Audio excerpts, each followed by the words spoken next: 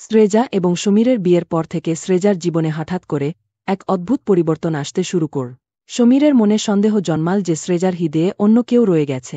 একদিন সমীর শ্রেজার পিছু নিল, আর যা দেখল তা তার জীবন ওলটপালট করে দিল, কারণ সে দেখল যে শ্রেজা তার সবচেয়ে কাছের বন্ধুর সঙ্গে। বন্ধুরা, আজকের এই গল্পে আপনাদের সবাইকে স্বাগত জানাই। এটি একটি ছোট শহরের তিনজন মানুষের, শ্রেজা, সমীর এবং কারণের গল্প। শ্রেজা ছিল একটি সরল ও সুন্দর মেয়ে, যাকে তার সাদামাটা স্বভাবের জন্য সবাই চিনত। ছোটবেলায় তার বাবা মায়ের মৃত্যু হলে তাকে তার পিসি লালন পালন করে। শ্রেজার জীবনে কোনো বড় স্বপ্ন ছিল না, সে শুধু সাধারণ একটি জীবন চেয়েছিল। কিন্তু ভাগ্য তাকে অন্য পথে নিয়ে গেল। একদিন শ্রেজার দেখা হয় সমীরের সঙ্গে, যে তার ব্যবসায়িক কাজে সেই শহরে এসেছিল। সমীর একজন সফল ব্যবসায়ী ছিল, কিন্তু তার চোখে ছিল এক অদ্ভুত বিষাদ। তার জীবনে সবকিছু ছিল, কিন্তু সত্যিকারের ভালোবাসার অভাব তাকে কষ্ট দিত। শ্রেজার সঙ্গে দেখা করার পর সমীর প্রথমবারের মতো কারও প্রতি গভীর আকর্ষণ অনুভব করে। প্রথম দেখাতেই শ্রেজা তার পছন্দের হয়ে যায়। সমীর চেষ্টা করতে থাকে শ্রেজার সঙ্গে বন্ধুত্ব গড়ে তোলার, এবং ধীরে ধীরে তাদের সাক্ষাৎ বেড়ে যায়। একসময় তারা একে অপরের কাছাকাছি চলে আসে। সমীর শ্রেজাকে তার কোম্পানিতে কাজের প্রস্তাব দেয়, এবং শ্রেজা শহরে চলে আসে। শহরে এসে শ্রেজা এবং সমীরের সম্পর্ক আরও ঘনিষ্ঠ হতে শুরু করে। সমীরের ভালোবাসা ছিল প্রকৃত, কিন্তু সে কখনোই তার মনের কথা শ্রেজাকে বলতে সাহস করেনি। একদিন সমীর তার বাড়িতে একটি পার্টি দেয়, কিন্তু সেই রাতেই সমীরের জীবন পাল্টে যায়, কারণ সে বুঝতে পারে তার মা রাধিকা, যিনি অত্যন্ত কট্টর ও রক্ষণশীল, তাদের সম্পর্ক মেনে নিতে পারেন না। রাধিকা শ্রেজাকে বাড়িতে ডেকে বলেন তিনি কখনোই শ্রেজাকে তার বউ হিসেবে গ্রহণ করবেন না, এবং তাকে সমীর থেকে দূরে থাকার নির্দেশ দেন।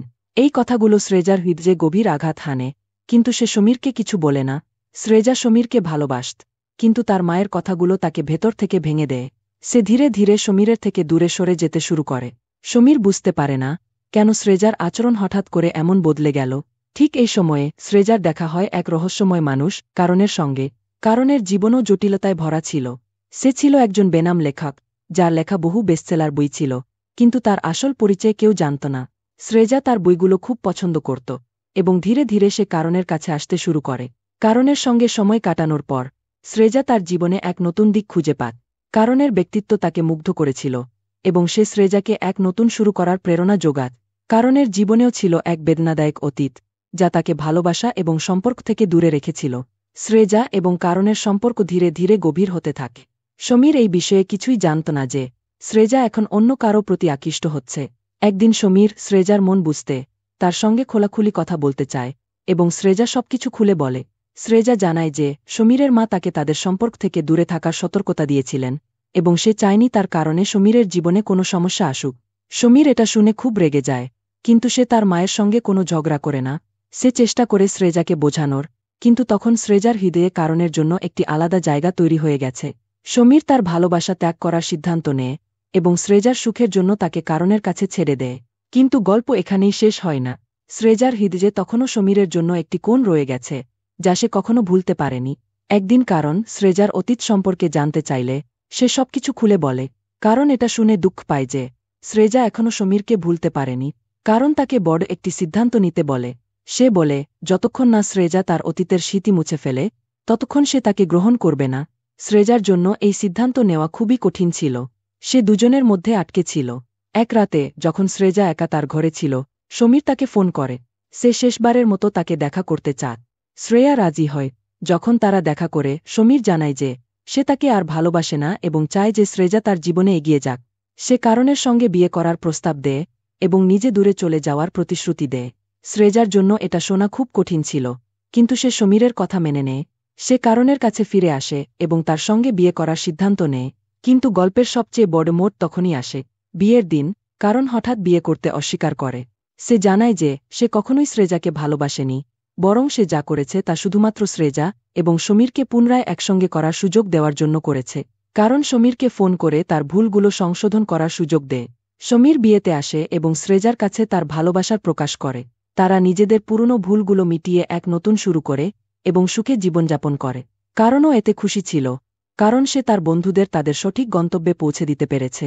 এইভাবে তিনজনের জীবনে ভালোবাসা, ত্যাগ এবং নতুন সম্পর্কের সূচনা হয়, যেখানে প্রত্যেকেই তার নিজের সঠিক স্থান খুঁজে পেয়েছে। কিন্তু শ্রেজার কাছে আর কিছুই ছিল না যা সে নিয়ন্ত্রণ করতে পারত। কয়েকদিন পর সমীরকে একটি ব্যবসায়িক মিটিংয়ের জন্য শহরের বাইরে যেতে হল। সে শ্রেজাকে বলেছিল যে সে দ্রুত ফিরে আসবে, কিন্তু তার কাজ কিছুটা দীর্ঘায়িত হয়ে গেল। এই সময়ে শ্রেজা এবং কারণের মধ্যে ফোনে কথাবার্তা আরও বেড়ে যায়। শ্রেজার মন ধীরে ধীরে কারণের প্রতি আকৃষ্ট হতে লাগল। যদিও সে সমীরকে ভালোবাসত, কারণের সঙ্গে কাটানো মুহূর্তগুলো তাকে শান্তিতে থাকতে দিচ্ছিল না। এক রাতে যখন সমীর তার ঘরে ছিল না, শ্রেজা কারণের সঙ্গে দেখা করার সিদ্ধান্ত নিল। কারণ তাকে একটি হোটেলে আসতে বলল। শ্রেজা কোনো দ্বিধা না করেই কারণের সঙ্গে দেখা করতে চলে গেল। সে হোটেলে পৌঁছে কারণের ঘরে ঢুকল এবং তার চোখে নিজের জন্য ভালোবাসা খুঁজে পেল। কারণ নিজেকে আর সংযত রাখতে পারল না এবং শ্রেজাকে নিজের বাহুতে জড়িয়ে নিল। তাদের মধ্যে যে দূরত্ব ছিল তা সেই মুহূর্তে শেষ হয়ে গেল। শ্রেজা এবং কারণ একে অপরের সঙ্গে সেই সঙ্গমে আবদ্ধ হল যা তারা সবসময় চেয়েছিল। তাদের এই মিলন এখন নিয়মিত হয়ে উঠল এবং তাদের সম্পর্ক কেবল মানসিক নয়, শারীরিকও হয়ে উঠল। প্রতিবার তাদের শারীরিক সম্পর্ক আরও গভীর হতে লাগল। কারণের সান্নিধ্যে একটি বিশেষ জাদু ছিল যা শ্রেজাকে পাগল করে দিত। তারা একে অপরের সঙ্গে এমনভাবে মিশে গেল যেন এটি তাদের জীবনের শেষ মিলন। শ্রেজা কারণের সঙ্গে কাটানো মুহূর্তগুলোকে পৃথিবীর সবচেয়ে সুন্দর মুহূর্ত বলে মনে করতে লাগল। এদিকে সমীরের মনে সন্দেহ জাগতে শুরু করল যে শ্রেজা কিছু লুকাচ্ছে। সে শ্রেজার ফোন চেক করে এবং কারণের সঙ্গে তার চ্যাট দেখে ফেলে। সমীরের হৃদয় ভেঙে গেল, কিন্তু সে কিছুই বলল না। সে স্থির করল সে শ্রেজার সঙ্গে সরাসরি কথা বলবে। এক রাতে যখন শ্রেজা এবং কারণ হোটেলের ঘরে একসঙ্গে ছিল, সমীর হোটেলে এসে তাদের রঙে হাতে নাতে ধরে ফেলে। শ্রেজার মুখ ফ্যাকাশে হয়ে গেল এবং কারণের চোখেও ভয়ের ছাপ স্পষ্ট হয়ে উঠল। সমীর ক্রোধে ফেটে পড়ে শ্রেজার দিকে তাকিয়ে বলল, তুমি আমার সঙ্গে এটা কিভাবে করতে পারলে? আমি তোমাকে সত্যি ভালোবেসেছিলাম, কিন্তু তুমি আমাকে প্রতারণা করলে। শ্রেজার কোনো জবাব ছিল না। সে সমীরের কাছে ক্ষমা চাইল, কিন্তু সমীর তাকে ক্ষমা করতে অস্বীকার করল। সে ঘর থেকে বেরিয়ে গেল। শ্রেজা তখনই কান্নায় ভেঙে পড়ল। কারণ তাকে সান্ত্বনা দিতে চেষ্টা করল, কিন্তু তখনই শ্রেজার মনে হল যে সে একটি বিশাল ভুল করে ফেলেছে। সমীর সিদ্ধান্ত নিল সে শ্রেজার সঙ্গে বিচ্ছেদ করবে এবং তাকে কারণের সঙ্গে থাকতে দেবে। শ্রেজা তখনই বুঝল যে সে তার প্রকৃত ভালোবাসা হারিয়ে ফেলেছে এবং এখন তার জন্য আর কিছুই অবশিষ্ট নেই, শুধু অনুশোচনা। কারণের সঙ্গে তার সম্পর্ক বেশি দিন টিকল না এবং সে ধীরে ধীরে একা হয়ে পড়ল। সমীর তার জীবনে একটি নতুন শুরু করল এবং একটি নতুন পথে এগিয়ে গেল। কারণ চলে যাওয়ার পর শ্রেজার জীবনে এক অদ্ভুত শূন্যতা এসে গেল যা সে আর কখনো পূরণ করতে পারল না। তার কাছে এখন কেবল স্মৃতিগুলো রয়ে গেল যা তাকে তাড়না করার জন্য যথেষ্ট ছিল। এভাবেই শ্রেজার অজানা সম্পর্কের জটিলতা তার জীবনকে বিশৃঙ্খল করে তুলল এবং শেষ পর্যন্ত সে সবকিছু হারিয়ে ফেল। এই গল্প থেকে আমরা শিখি যে কোনো সম্পর্কের ক্ষেত্রে সত্যতা এবং বিশ্বাস সবচেয়ে জরুরি। মিথ্যা ও প্রতারণা দিয়ে সম্পর্কের মধ্যে শুধুই দুঃখ এবং অনুশোচনা থাকে। সত্যিকারের ভালোবাসা এবং সত্তা সম্পর্ককে শক্তিশালী ও দীর্ঘস্থায়ী করে তোলে। তাই বন্ধুরা, যদি ভিডিওটি ভালো লেগে থাকে তাহলে অবশ্যই চ্যানেলটি সাবস্ক্রাইব করবেন। আমার মেয়ে ছিল অপূর্ব সুন্দরী, আর এই কারণেই আমি সবসময় তার নিয়ে দুশ্চিন্তায় থাকতাম। আমার স্বামী, যে কিনা ওর সৎ বাবা, ওর প্রতি অস্বাভাবিক দৃষ্টি দিত। আমি সারাক্ষণ ভয়ে থাকতাম যদি কোনোদিন সুযোগ পেয়ে সে আমার মেয়ের ক্ষতি করে ফেলে। সেই সময় আমার মেয়ে প্রতিদিন আমাকে এক ধরনের ওষুধ খাইয়ে দিত, যা খাওয়ার পর আমি গভীর ঘুমে আচ্ছন্ন হয়ে যেতাম। যখন ঘুম ভাঙত, আমার শরীরের প্রতিটি অংশ ব্যথায় অবশ হয়ে থাকত, ঠিকমতো হাঁটতেও পারতাম না। কিন্তু আমি লক্ষ্য করলাম প্রতিদিন সকালে আমার মেয়ে কেমন যেন ক্লান্ত ভঙ্গিতে হাঁটে। এতে আমার সন্দেহ দানা বাঁধতে শুরু করল। এক রাতে আমি ওষুধ খাওয়ার ভান করলাম এবং ঘুমানোর অভিনয় করে শুয়ে পড়লাম। রাত যখন মাঝামাঝি, তখন দেখলাম আমার মেয়ে চুপচাপ তার সৎ বাবার ঘরে গেল এবং ভেতর থেকে দরজা বন্ধ করে দিল। আমি অল্প বয়সেই বিধবা হয়ে গিয়েছিলাম। এটা আমার জীবনের সবচেয়ে বড় দুঃখ ছিল। বিয়ের 7 বছর পর আমার স্বামী হার্ট অ্যাটাকে মারা যান। স্বামীর মৃত্যুর পর শ্বশুরবাড়ির লোকেরা আমাকে বলল, অমঙ্গলজনক মেয়ের এ বাড়িতে থাকার কোনো অধিকার নেই, তারা আমাকে বাড়ি থেকে বের করে দিল। আমি কাঁদতে কাঁদতে বললাম, আপনারা যদি আমাকে গ্রহণ নাই করেন, অন্তত আমার মেয়েকে তো মেনে নিন। আপনারা তো জানেন সঞ্জনা আর অমিত একে অপরের প্রাণ ছিল, কিন্তু তারা হয়তো ভুলে গিয়েছিল উপরওয়ালা সব দেখছেন এবং একদিন তাদের কাছ থেকে এর জবাবদিহি চাইবেন। আমি কাঁদতে কাঁদতে হাত জোট করে মিনতি করলাম, কিন্তু তারা আমার কথায় কান দিল না। বরং সঞ্জনাকে আমার হাতে তুলে দিয়ে আমাকে জোর করে ঘর থেকে বের করে দিল। আমার আর কোনো উপায় ছিল না। বাধ্য হয়ে আমি বাবার বাড়ি ফিরে এলাম। আমার 4 ভাই ছিল, তাদের স্ত্রী সন্তানও ছিল। বাবা তখন অনেক বৃদ্ধ আর মা বহু আগেই মারা গিয়েছিলেন। বাবা আমাকে সাদরে গ্রহণ করলেও ভাইদের মধ্যে অস্বস্তি দেখা দিল। তাদের ধারণা বোন বাড়িতে ফিরে এসেছে মানে এখন থেকে তার খরচও আমাদেরই বহন করতে হবে। তারা আমার সঙ্গে দূরত্ব বজায় রাখতে লাগল। তখন বাবা বললেন, আমার মেয়ের দায়িত্ব আমার। আমি প্রতি মাসে পেনশন পাই, তাই তোমাদের দুশ্চিন্তার কিছু নেই। আমি আমার মেয়ে আর নাতনির দেখাশোনা করতে পারব। বাবার কথা শুনে ভাইয়েরা কিছুটা নরম হলেও ভাবিদের মনোভাব পরিবর্তন হল না। তারা বলতে লাগল, সঞ্জনা এসেছে মানে আরেকজন খাওয়ার মানুষ বাড়ল। আমাদের বাড়িতেই তো জায়গার অভাব। বাবা বললেন, আমার মেয়ে আমার ঘরেই থাকতে পারবে। এভাবেই আমি আর সঞ্জনা একসঙ্গে থাকতে শুরু করলাম। আমি লক্ষ্য করলাম, বাবা সারাদিন অল্প বিস্তর খেয়ে চলেন। একদিন তিনি আমাকে বললেন, তুমি জানো, মৃত্যুর সময় কখন কার এসে পড়ে তা কেউ বলতে পারে না। কেউ কম বয়সে মরে, কেউ বুড়ো বয়সে। কিন্তু আমি বুঝতে পারছি, আমার সময় ঘনিয়ে এসেছে। তাই আমি চাই তোমাকে বিয়ে দিয়ে নিশ্চিন্ত হতে। বাবার কথা শুনে আমি আতঙ্কিত হয়ে বললাম, এটা অসম্ভব। আমি আরেকবার বিয়ে করতে পারব না। বাবা বললেন, ঠিক আছে, তাহলে বিয়ে করো না। কিন্তু তোমার মেয়েকে এভাবেই অবহেলা আর কষ্টের মধ্যে ফেলে রাখো। তুমি কি দেখতে পাচ্ছ না তোমার ভাইয়েরা ওর সঙ্গে কেমন ব্যবহার করে? এই পরিবেশে থাকলে ওর সম্মান শেষ হয়ে যাবে। সে কোনোদিন আত্মমর্যাদার সঙ্গে বাঁচতে পারবে না। বাবার কথা শুনে আমি কান্নায় ভেঙে পড়লাম। বললাম, বাবা, যদি আমি বিয়ে করি, তবে কি আমার নতুন স্বামী আমার মেয়েকে গ্রহণ করবেন? বাবা বললেন, আমি তোমার জন্য খুব ভেবেচিন্তে সিদ্ধান্ত নেব। আমি চাই তুমি তোমার মেয়ের ভবিষ্যতের কথা ভেবে বিয়ে করো। আমি চুপ করে গেলাম। সত্যি বলতে, আমি শুধু আমার মেয়ের জন্যই বিয়ে করতে চাইনি। আমি জানতাম না সৎ বাবা তার সঙ্গে কেমন ব্যবহার করবে, তাকে কেমন কষ্ট দেবে। এসব ভাবতে ভাবতে আমার মন ভয়ে কুঁকড়ে যেত। কিন্তু যখন আমি তার হাতের দাগ আর কপালের ভাঁজ দেখতাম, তখন আমার মনটা আরও ভেঙে পড়ত। আমি বহুবার বাবাকে বলেছি, আমি এই বিয়ে করব না। কিন্তু বাবা আমাকে অনেক প্রতিশ্রুতি আর শপথ করিয়ে রাজি করিয়েছিলেন। আর এভাবেই বাবার মৃত্যুর এক সপ্তাহ আগে আমি নবীনের স্ত্রী হয়ে তার বাড়িতে চলে যাই।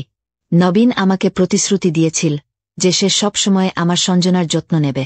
কিন্তু আমি তার কথায় পুরোপুরি বিশ্বাস করতে পারছিলাম না। আমি আমার মেয়ের ভবিষ্যৎ নিয়ে চিন্তায় থাকতাম।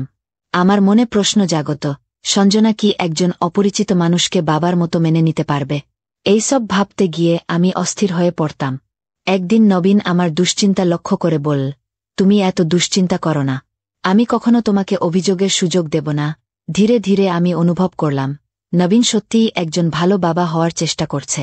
কখনো সে সঞ্জনার জন্য চকলেট নিয়ে আসত, কখনো খেলে না। মাঝে মাঝে তাকে বাইরে বেড়াতেও নিয়ে যেত। সঞ্জনা যখন ফিরে আসত, তখন খুব খুশি দেখাত। সময়ের সঙ্গে সঙ্গে সঞ্জনাও নবীনের সাথে স্বাভাবিক হয়ে উঠল। নবীনও তার প্রতি দারুণ যত্নশীল ছিল। এটা দেখে আমার সকল দুশ্চিন্তা দূর হয়ে গেল।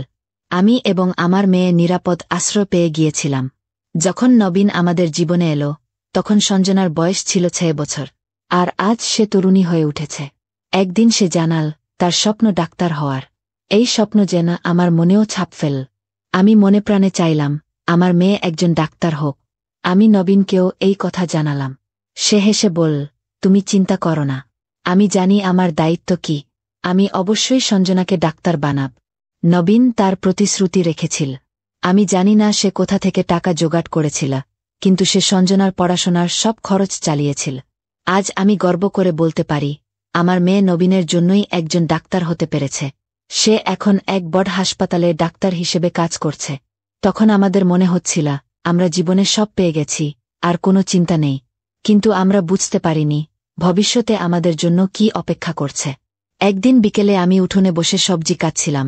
তখন সঞ্জনা আমার পাশে এসে বসে বলল, মা, আমার জীবনে একটা অপূর্ণতা রয়ে গেছে, যা তোমরা কখনো পূরণ করনি। আমি অবাক হয়ে জিজ্ঞেস করলাম, কি বলছো তুমি?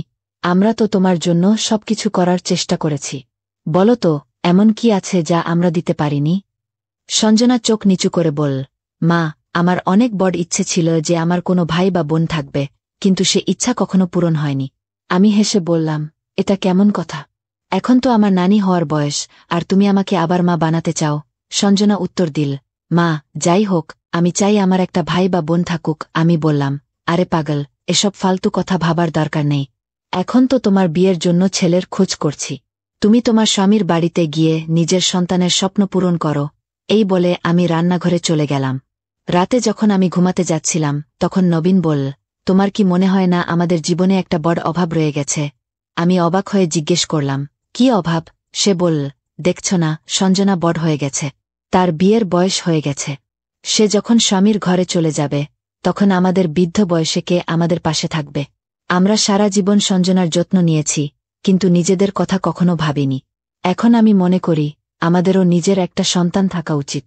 নবীনের এই কথা শুনে আমি হতভম্ব হয়ে গেলাম। এতদিন সে কখনো এ বিষয়ে কথা বলেনি। আমি বললাম, নবীন, এই বয়সে আমি কিভাবে সন্তান ধারণ করব? আমার বয়স তো অনেক হয়ে গেছে। সে বলল, গায়ত্রী, আমি সত্যিই একটা সন্তান চাই। যদি তুমি দিতে না পারো তাহলে আমাকে দ্বিতীয় বিয়ের অনুমতি দাও। তার কথায় আমার চোখে জল এসে গেল। এতদিন আমরা একসঙ্গে সুখে ছিলাম, আমি কোনোভাবেই তাকে হারাতে চাইনি। এবার আমাকেও এই বিষয়ে ভাবতে হল।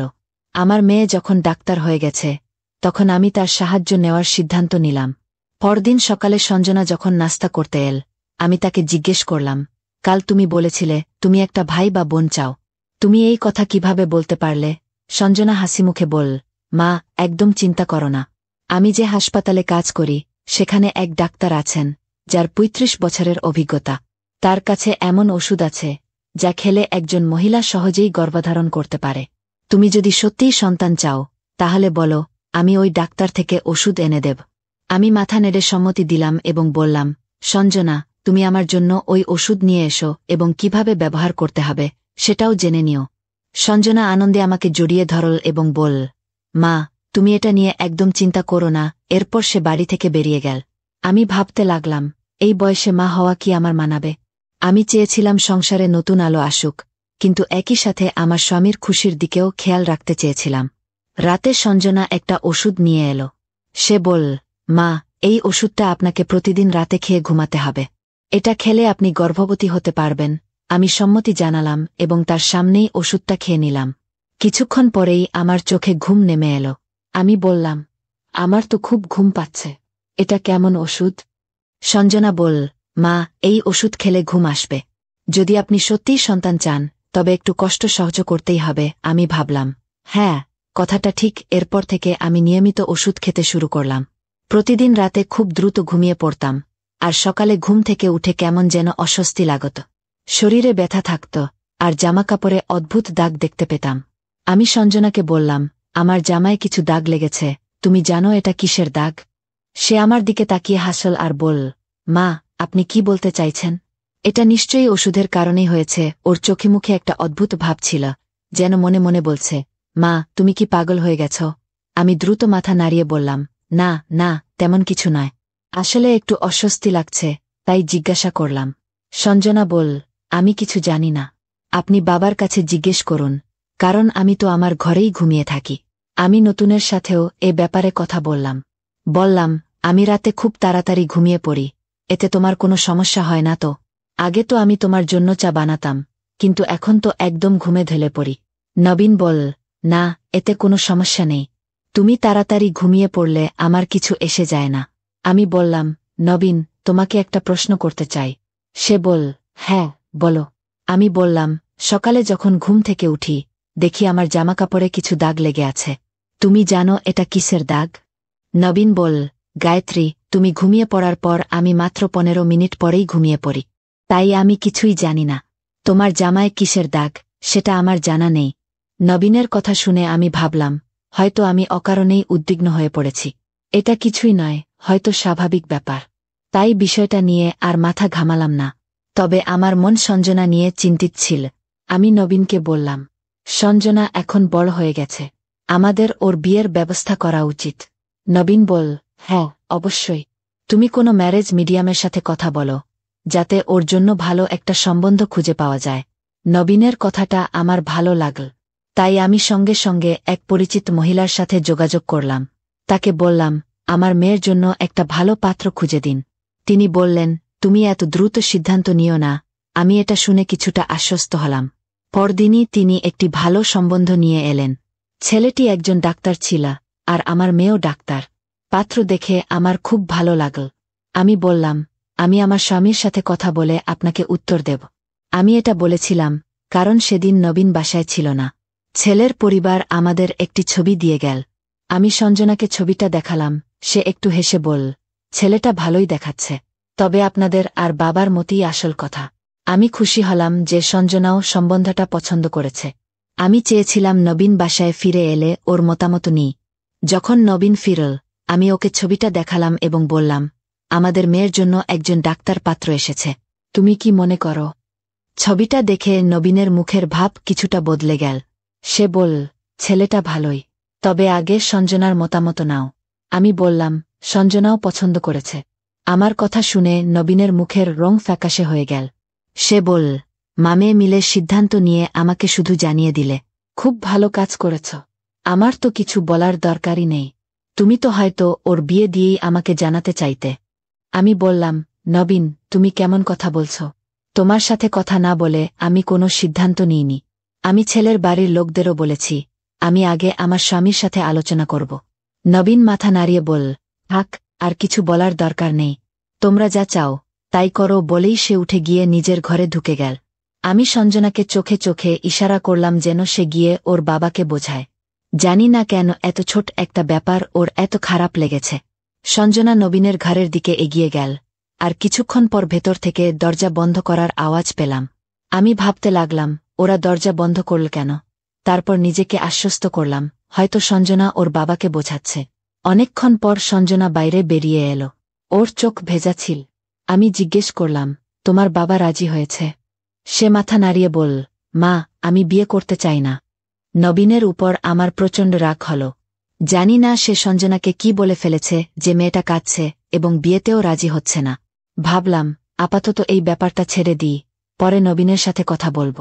রাতে আমি নবীনের কাছে গেলাম ও জিজ্ঞাসা করলাম, তুমি সঞ্জনাকে কি বলেছ যে ও বিয়েতে রাজি হচ্ছে না? নবীনের মুখ ফ্যাকাশে হয়ে গেল। সে বল, আমি কিছু বলিনি, শুধু এটুকুই বলেছি যে অম্বে মা আগে থেকেই এই সম্পর্ক ঠিক করে রেখেছেন, আমাকে কিছু জানানোও হয়নি। আমি চুপ হয়ে গেলাম। সকালে যখন সঞ্জনার কাছে গেলাম, দেখি সে হাসপাতাল যাওয়ার জন্য প্রস্তুত হয়ে দাঁড়িয়ে আছে। আমি বললাম, সঞ্জনা, আজ ছেলের বাড়িতে ফোন করব। আমি সম্মতি জানিয়ে দিয়েছি। সঞ্জনা মাথা নেড়ে না করে দিল। আমি বিস্মিত হয়ে জিজ্ঞেস করলাম, এমন কি হলো যে তুমি এই সম্পর্কেই রাজি হচ্ছ না? সঞ্জনা বলল, মা, আমি বিয়ের যোগ্য নেই। ওর কথা শুনে আমার মাথায় যেন বাজ পড়ল। আমি বললাম, তোমার মাথা ঠিক আছে তো? এসব কি বলছ? সঞ্জনা বলল, মা, আমি যা বলেছি সেটাই সত্যি। এটা আপনার জন্য ভালো হবে, এতটুকু বলেই সে চলে গেল, আর আমি সম্পূর্ণ হতভম্ব হয়ে পড়লাম।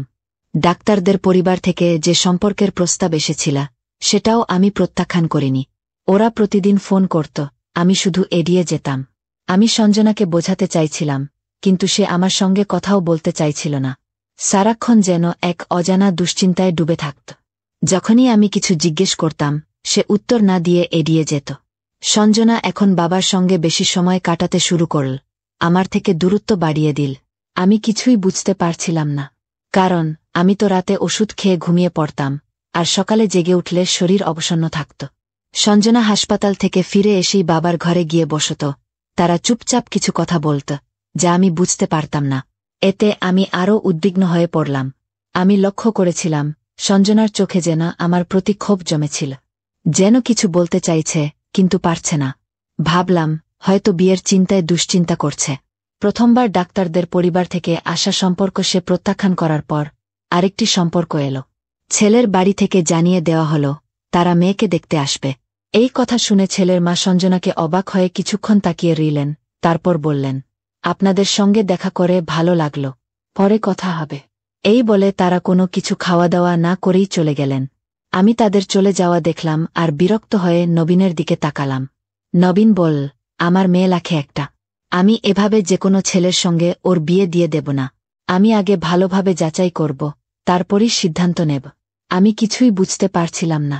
বারবার সঞ্জনার জন্য বিয়ের প্রস্তাব আসছিল, কিন্তু প্রতিবার সে কোনো না কোনো অজুহাত দিয়ে প্রত্যাখ্যান করছিল। এবার আমার সন্দেহ হতে লাগল। আমি সিদ্ধান্ত নিলাম, আমি পুরোপুরি সচেতন থাকব। সেটাই সম্ভব যদি আমি সঞ্জনার দেওয়া ওষুধ না খাই। তাই আজ আমি সেই ওষুধ খেলাম না। তবুও নির্দিষ্ট সময়ের আগেই আমার ঘুম পেয়ে গেল। কিন্তু রাতের বেলা আমি আচমকা জেগে উঠলাম, কেউ যেন কথা বলছে। শোনার চেষ্টা করলাম, এটা অন্য কারো নয়, বরং নবীনের কণ্ঠস্বর। সে বলছিল, আমি তোমাকে অসম্ভব ভালোবাসি। তোমাকে পাওয়ার জন্য আমি অনেক কিছু করেছি, যা তুমি কল্পনাও করতে পারবে না। আমি একজন বিধবার সঙ্গে বিয়ে করেছিলাম, কিন্তু এতে আমি কিছুই পাইনি, না সন্তান, না শান্তি। আমার জীবন একঘেয়ে হয়ে যেত, যদি না জানতে পারতাম যে তুমি এত সুন্দর। এই কথাগুলো শুনে আমার শরীর শিউরে উঠল। আমার স্বামী নবীন কার প্রতি এই ভালোবাসার কথা বলছে। ঘর একেবারে অন্ধকার ছিল, তাই কিছুই দেখতে পাচ্ছিলাম না। আমি সাহস করে উঠে এসে ঘরের সুইচ অন করলাম। যা দেখলাম তাতে আমার প্রাণ যেন বেরিয়ে যাওয়ার উপক্রম হল। নবীনের সঙ্গে আমাদের পাশের বাড়ির মেয়েটি দাঁড়িয়েছিল। আমি হতভম্ব হয়ে চিৎকার করে বললাম, এটা কি হচ্ছে? নবীন চমকে উঠল এবং বলল, আজ তুমি ওষুধ খাওনি। আমি রাগে কাঁপতে কাঁপতে নবীনের মুখে একটা সজোরে চড় মারলাম এবং বললাম, এটা কি হচ্ছে? নবীন বলল, এই নাটক তুমি নিজেই সৃষ্টি করেছ। তুমি আমার জীবন নরক বানিয়ে দিয়েছ। আমি তোমার সাথে একদমই সুখী নি। আমি এখনই তোমাকে তালাক দিয়ে এই বাড়ি থেকে বের করে দিচ্ছি। নবীন খুব সহজেই আমাকে তালাক দিয়ে দিল। আমার বছরের পর বছর ধরে গড়ে তোলা স্বপ্ন ভেঙে চুরমার হয়ে গেল। আমি বিধ্বস্ত অবস্থায় সঞ্জনার ঘরে গেলাম এবং বললাম, সঞ্জনা, চলো, তোমার বাবা আমাকে তালাক দিয়ে দিয়েছে, আমাদের এখান থেকে চলে যেতে হবে। সঞ্জনা বলল, আমি তোমার সাথে কোথাও যাব না। এ কথা শুনে আমি হতভম্ব হয়ে গেলাম এবং বললাম, তুমি কি তোমার মাকে ছেড়ে দিচ্ছ?